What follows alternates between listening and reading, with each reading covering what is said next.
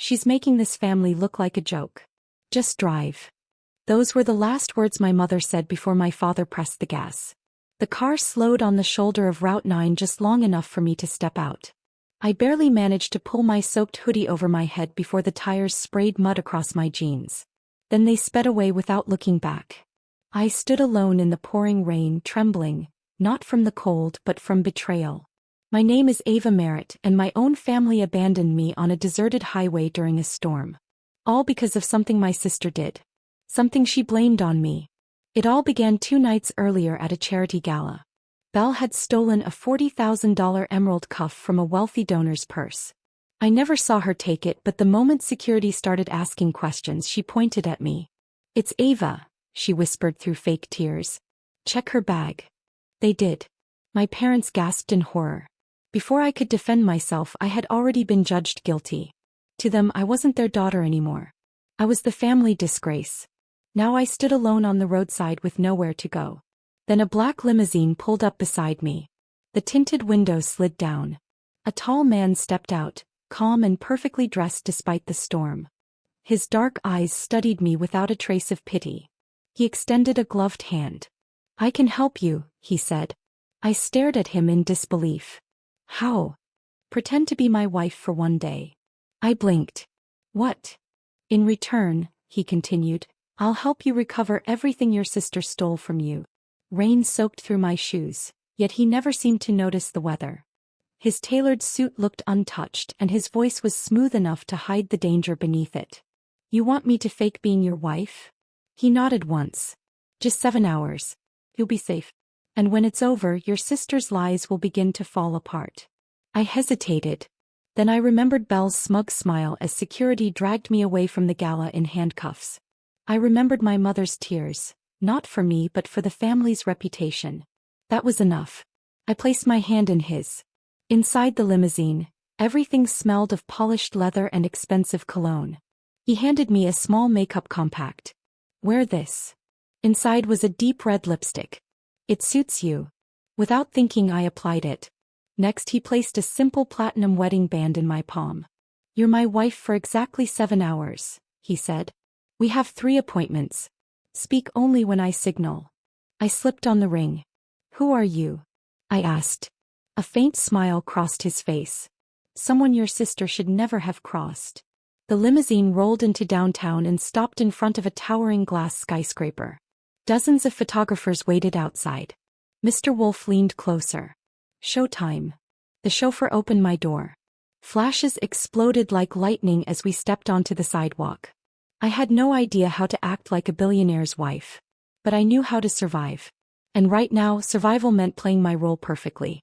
Mr. Wolf rested one steady hand against my waist. There was nothing romantic about the gesture. It was calculated, controlled. Every movement was part of a carefully planned performance, and somehow I had become the leading actress. Inside the marble lobby, employees quietly stepped aside. Executives lowered their voices as we passed. Someone whispered, "So that's her." An elevator opened before we even reached it. As the doors closed, Mr. Wolf finally spoke. "Your sister submitted a fake resume to my board. She tried to win a public relations contract she wasn't qualified for." I frowned. "What does that have to do with me?" "She used your name as her reference." I stared at him. "Why?" "Because your reputation is stronger than hers," he answered. "And she's terrified of anyone who could outshine her." The elevator doors opened onto an elegant penthouse boardroom. Around the table sat several of the same wealthy donors from the charity gala. Mr. Wolf leaned toward me. "Smile." I did. "Let Belle believe you disappeared," he whispered. "Today we plant the seeds. She won't realize she's trapped until it's far too late." This time my smile was real. A few moments later, Belle walked into the room as confidently as ever. Her designer heels clicked across the polished floor. Her flawless hair framed the same smug expression she always wore whenever she believed she had already won. She was here to pitch a major PR campaign. She had no idea the company belonged to Mr. Wolf. And she certainly didn't expect to find me sitting beside him. The instant our eyes met, her smile froze. Confusion, panic, calculation. Each emotion flashed across her face in seconds. She pointed toward me. Is she supposed to be here? Mr. Wolf didn't even look at her. She is. He rested his hand lightly over mine. She is my wife. The room fell silent. And, he continued calmly, our new strategic director. Belle's confidence disappeared. Her eyes darted between us as every assumption she'd made began to crumble. I thought, she stammered. You thought I was still stranded on the side of the highway? I asked with a calm smile. Yes, I said softly. So did everyone else.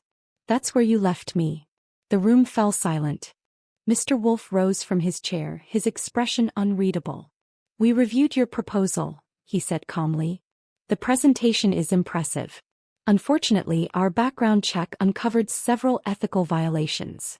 He slid a thick folder across the table. Belle opened it. Her confidence vanished. Inside were forged references, fake signatures, stolen identity records, and screenshots of emails proving she had used my name to secure contracts. Her hands trembled. You're banning me, she whispered. No, Mr. Wolf replied. We're simply closing the door you tried to force open. He gave me a small nod.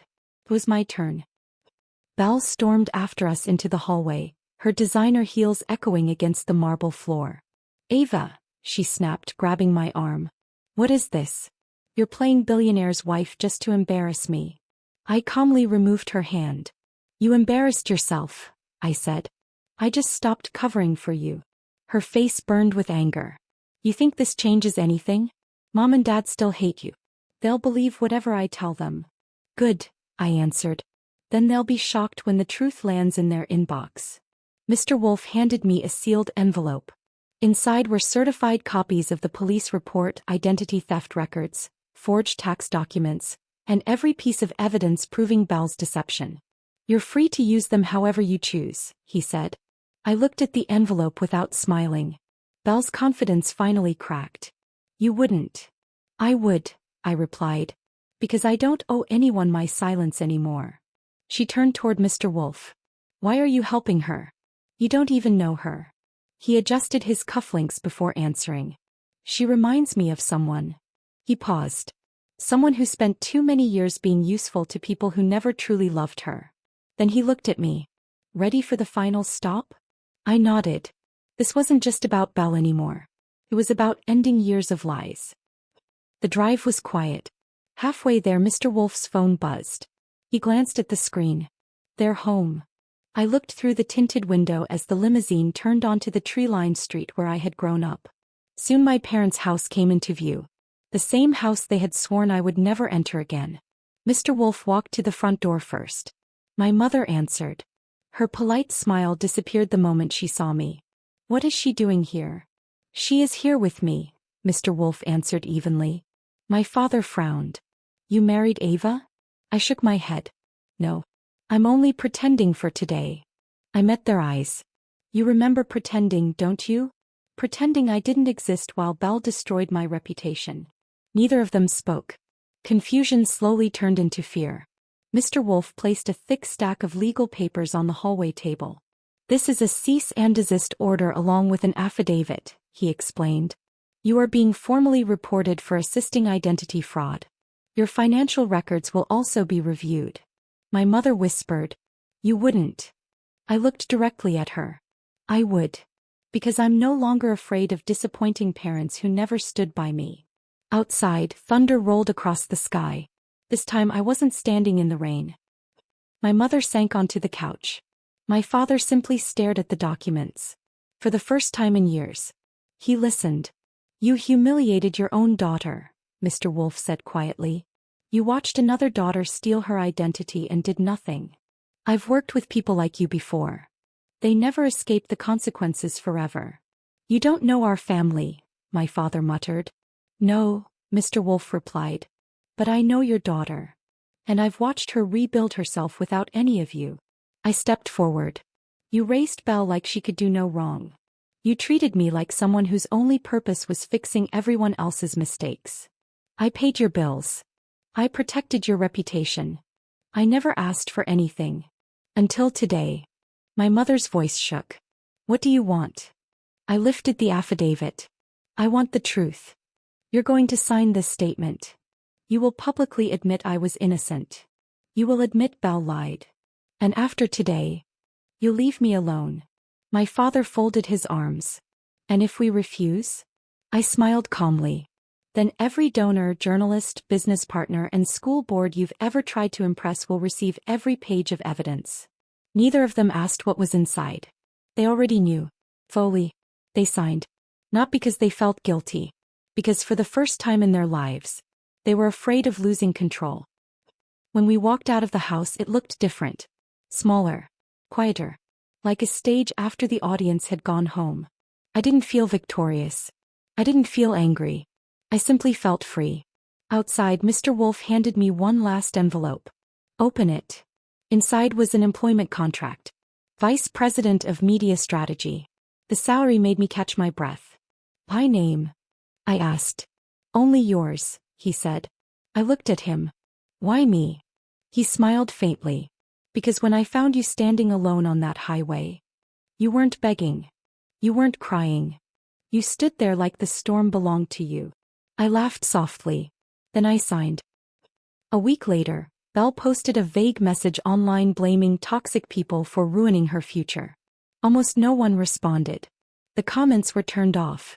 The sympathy never came. I didn't answer. I didn't need to. On my first day in my new office, I framed a single photograph. It was the picture of me standing in the rain on that lonely highway. The night everything ended. And everything began. As I looked across the city skyline with a cup of coffee in my hand, I finally understood something that had taken years to learn. You don't win by getting revenge. You win by refusing to let your past control your future.